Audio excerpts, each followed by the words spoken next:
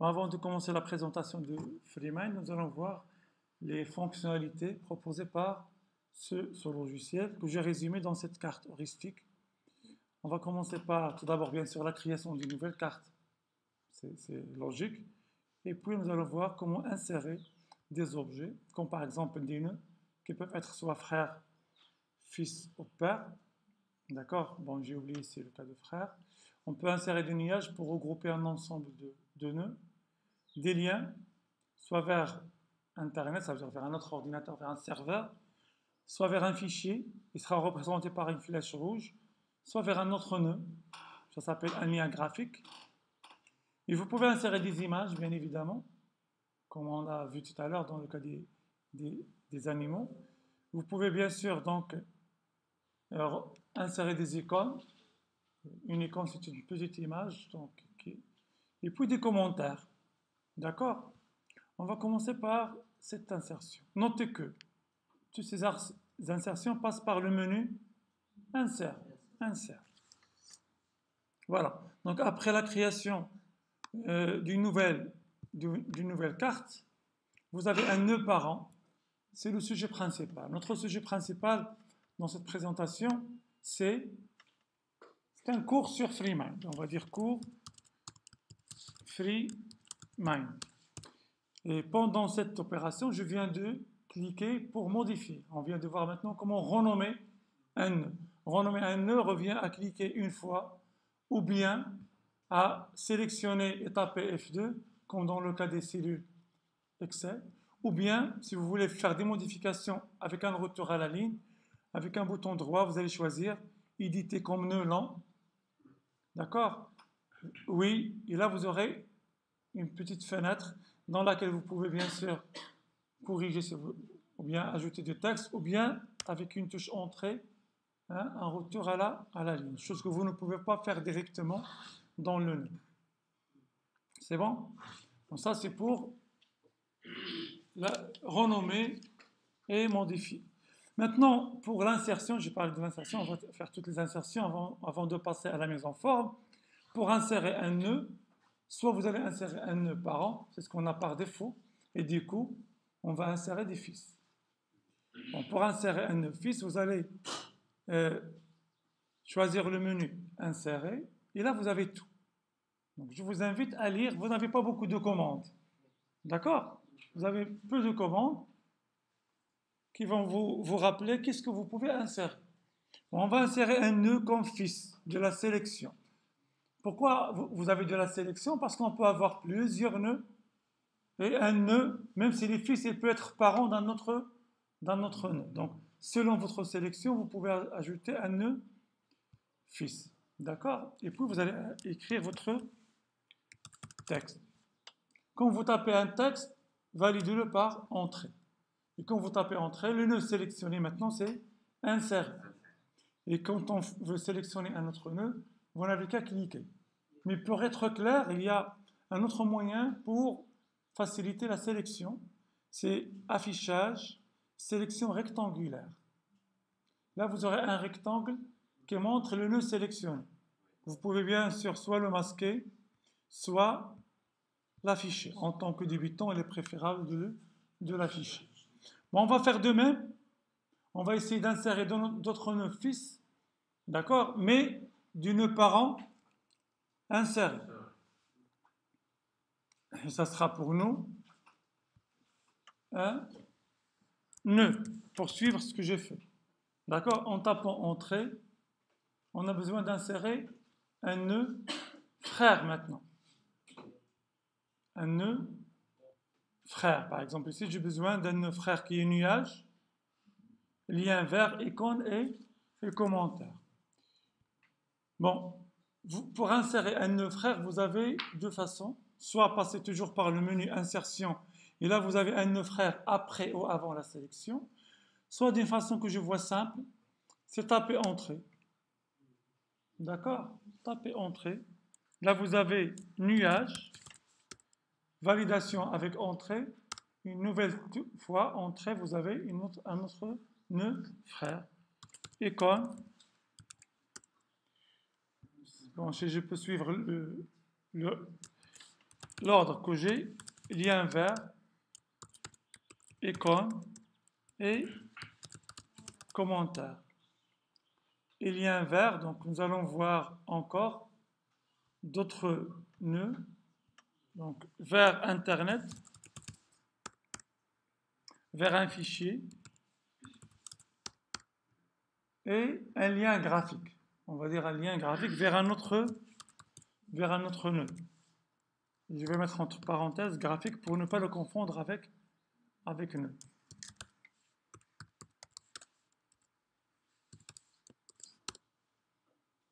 C'est bon? Voilà, maintenant on vient de voir comment insérer les nœuds, que ce soit fils aux parents, parce que si par exemple j'ai besoin d'un nœud parent de lien vers, je dois insérer lien vers, insertion, et un nœud parent. Et là, vous remarquez que j'ai un nœud parent qui est ajouté par rapport à quoi? Un lien vers. C'est bon? Pourquoi j'ai ajouté ce nœud? Pour vous montrer comment insérer un nœud parent, mais comment le supprimer aussi. Bouton droit, supprimer ce nœud. C'est bon? Et qu'est-ce qu'elle a fait? Elle a supprimé le nœud parent et ses fils. Ça, c'est important. C'est une suppression en cascade. Donc, qu'est-ce qu'il reste à faire?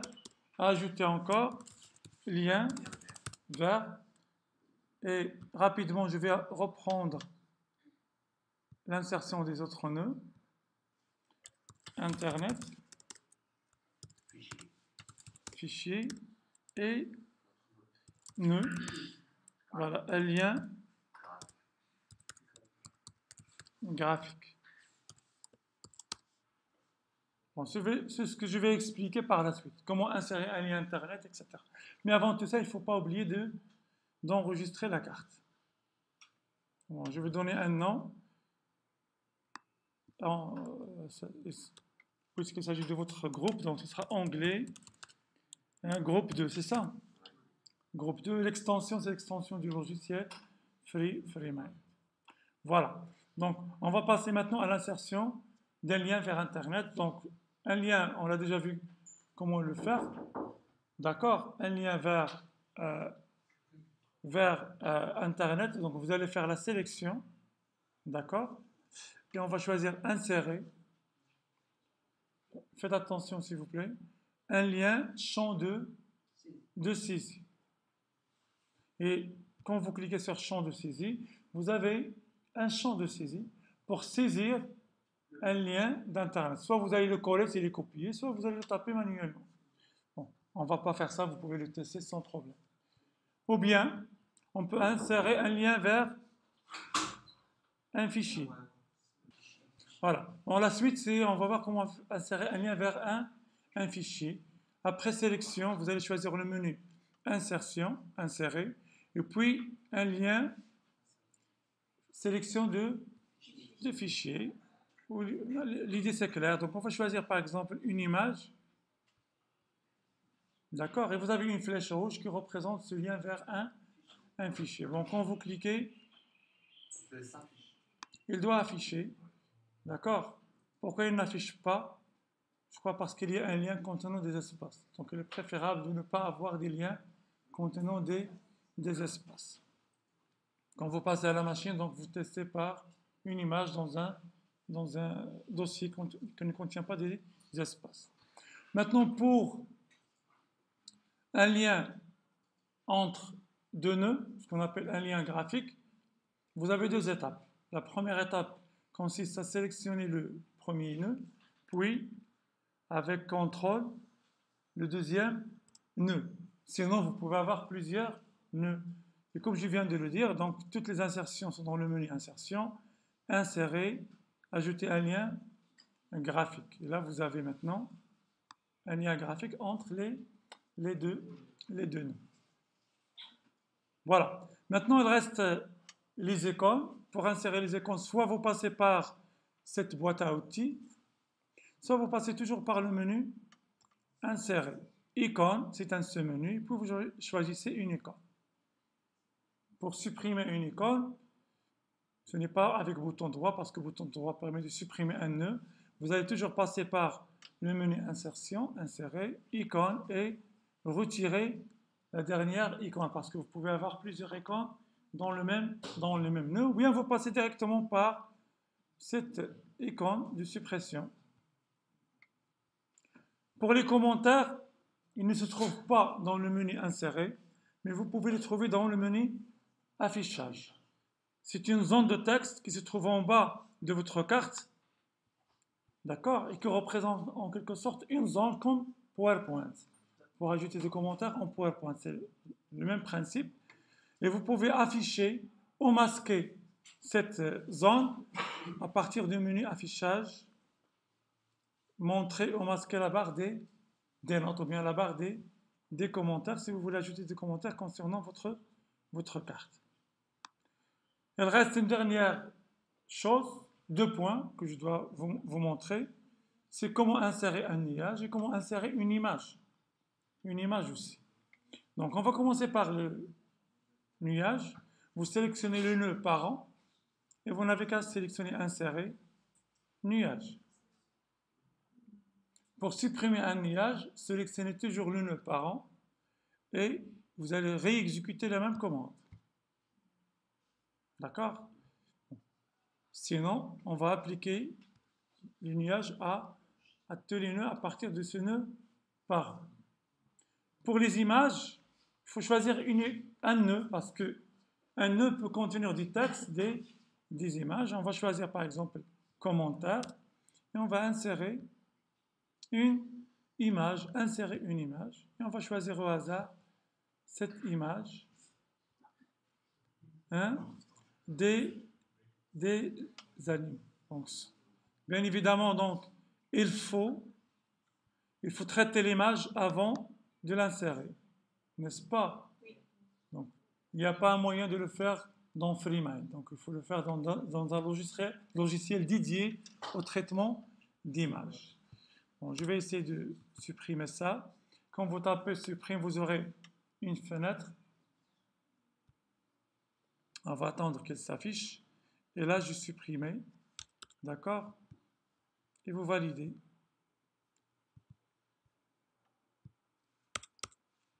J'arrive pas.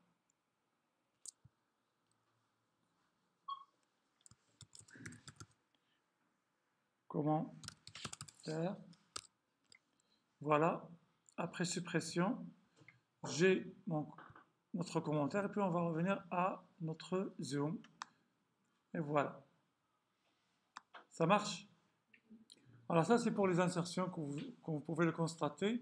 Maintenant, pour le déplacement, avant de passer à la mise en forme, déplacer un nœud. Déplacer un nœud revient à pointer à gauche, regardez, du nœud. Et vous pouvez avoir ces doubles flèches.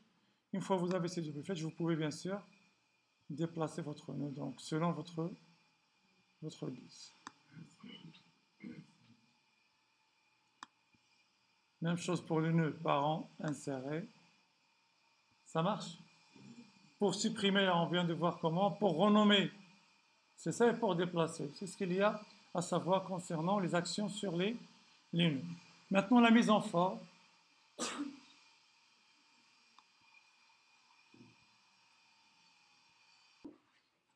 Bon, pour la mise en forme, s'il vous plaît, la mise en forme consiste à choisir les couleurs, les polices, des modèles de cils, des bulles. D'accord? Donc, c'est ce que nous allons voir. Donc, et toutes ces fonctionnalités se trouvent dans le menu mise en forme. On va choisir par exemple quelques nœuds. La sélection se fait par contrôle.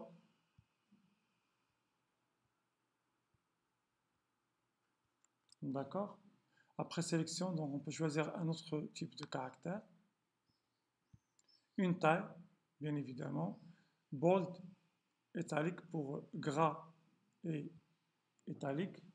Et puis on peut choisir la couleur du nœud ou bien la couleur du fond du nœud. Bon. Sans commentaire sur les couleurs, c'est juste un exemple. D'accord? On peut choisir la couleur pour le nuage. Comment il faut faire? Vous devez sélectionner le nœud parent. et mise en forme, vous avez couleur de nuage, par exemple. Et puis vous pouvez choisir un type de ligne. Parce que comme vous allez le constater dans d'autres logiciels, vous avez des lignes, beaucoup de formats. Même chose dans ce logiciel, vous avez d'autres styles. On va sélectionner par exemple le nœud inséré, mise en forme, et on va choisir style de ligne. Vous avez 4 styles. Voilà le premier. On va changer l'épaisseur pour mieux voir. Et on va changer même la couleur du ligne. Peu importe les couleurs. Ça marche? Voilà. Autre chose, je vais essayer de supprimer le nœud. Supprimer, s'il vous plaît, nuage. Voilà. Voilà un exemple de mise en forme. Autre chose, vous pouvez par exemple sélectionner quelques nœuds et leur ajouter ce qu'on appelle une bulle. C'est l'encadrement. C'est l'encadrement. Mise en forme et bulle. D'accord? Donc maintenant, ils sont encadrés. Pour mieux voir ça, on va sélectionner ça et ça. Et on va changer la couleur.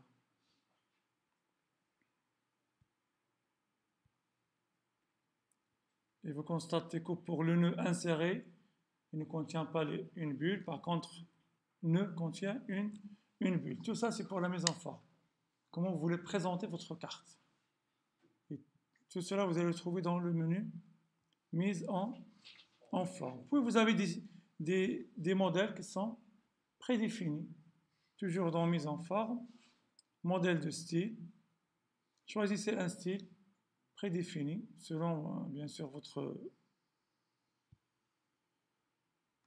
goût, bien comment vous voulez présenter votre carte. Ça marche? Voilà en gros pour la mise en forme et pour l'insertion aussi. Bon, il reste maintenant l'exploitation.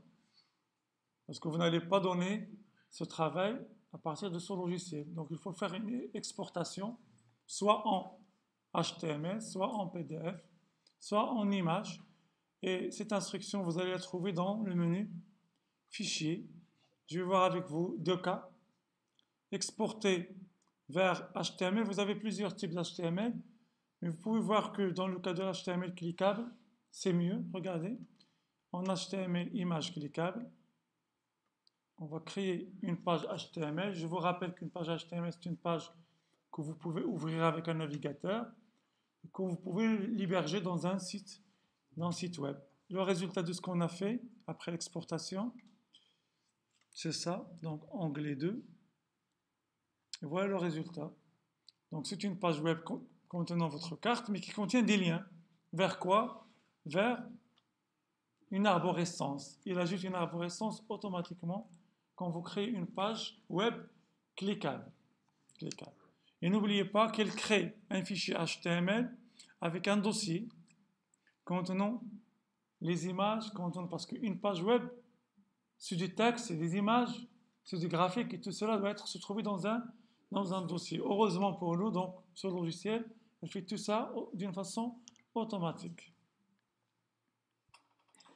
Voilà un dernier exemple pour l'exportation, c'est la création d'une image, allez-y, on va dire une image. Ou bien en PDF, on va dire image. Image, je vais garder le même nom. Et là, vous avez une image maintenant qui contient votre carte mentale que vous pouvez insérer dans un document Word, dans une présentation PowerPoint, que vous pouvez ajouter dans une vidéo. D'accord? À vous de voir, bien sûr, l'utilisation. Voilà, ça sera tout pour cette présentation. On va partager, bien sûr, ensemble cette vidéo. Et je vous donne le temps la semaine prochaine, parce que je vois qu'on n'aura pas le temps de faire ça aujourd'hui. Donc la semaine prochaine, vous aurez le temps de faire un exercice.